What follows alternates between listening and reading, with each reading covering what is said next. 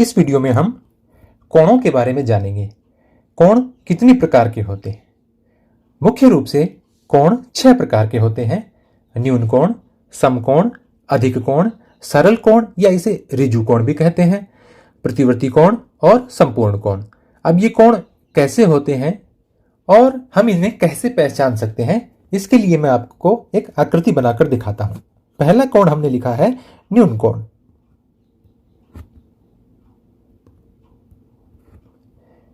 इस प्रकार का कोण वह कोण जिसमें कोण का मान 90 डिग्री से कम का हो, यानी 90 डिग्री से कम के कोण को, मान लीजिए ये 30 डिग्री का कोण है, तो 90 डिग्री से कम के कोण को न्यून कोण कहते हैं।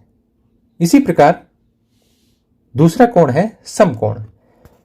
ऐसा कोण जो 90 डिग्री का हो, यानी जिसमें दोनों किरणें हैं एक दूसरे के ठीक लंबवत खड़ी हो, इस प्रकार से।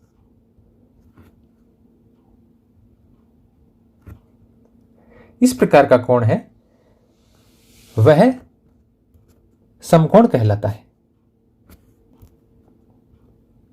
यानी 90 डिग्री के कोण को समकोण कहते हैं। अधिक कोण वह कोण जो 90 डिग्री से अधिक हो लेकिन 180 डिग्री से कम का हो। जैसे मैं चित्र बना रहा हूं, यह एक किरण है और यह दूसरी किरण है।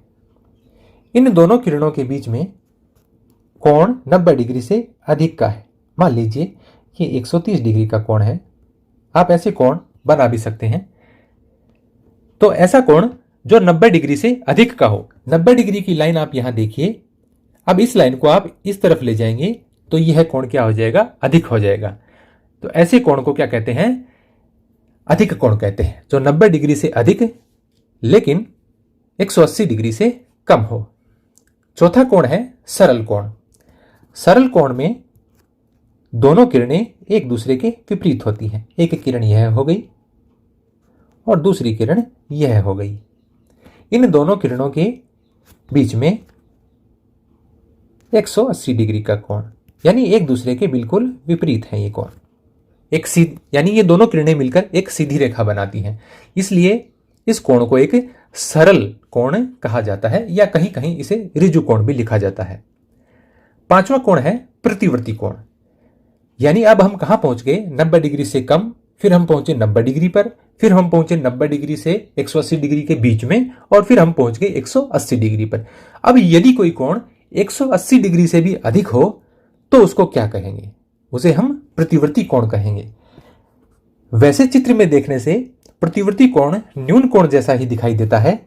जैसे यह एक किरण है और यह दूसरी किरण है।